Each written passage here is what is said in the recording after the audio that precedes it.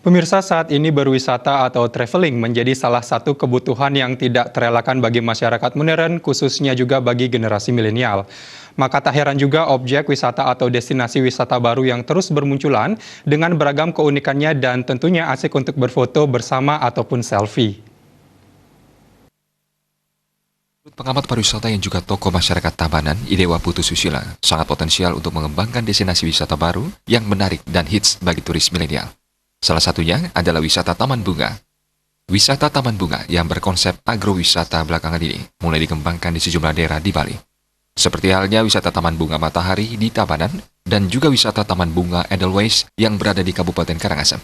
Akhir-akhir ini selalu ramai dikunjungi oleh turis milenial. Wisata Taman Bunga ini sangat bagus karena mendukung green tourism atau pariwisata hijau dan ramah lingkungan.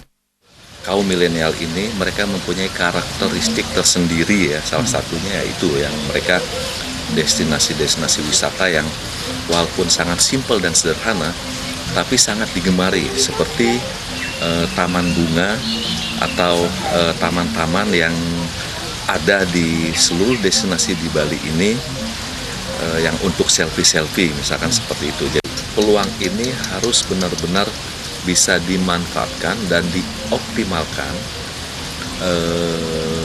bagi para pelaku pariwisata. Dan kami harapkan pemerintah daerah bisa mensupport atau mendorong ya warganya untuk bisa melakukan atau bisa mengembangkan daerah-daerah tujuan wisata ini yang berbasis agrowisata. Sejumlah daerah di Bali juga berpotensi untuk mengembangkan wisata taman bunga, terutama yang didukung kondisi geografis yang subur dan juga sejuk. Kedepannya, potensi ini juga bisa digarap oleh daerah lain di Bali, sehingga semakin banyak wisata taman bunga yang dikunjungi oleh wisatawan asing maupun lokal. Andika, Bali TV.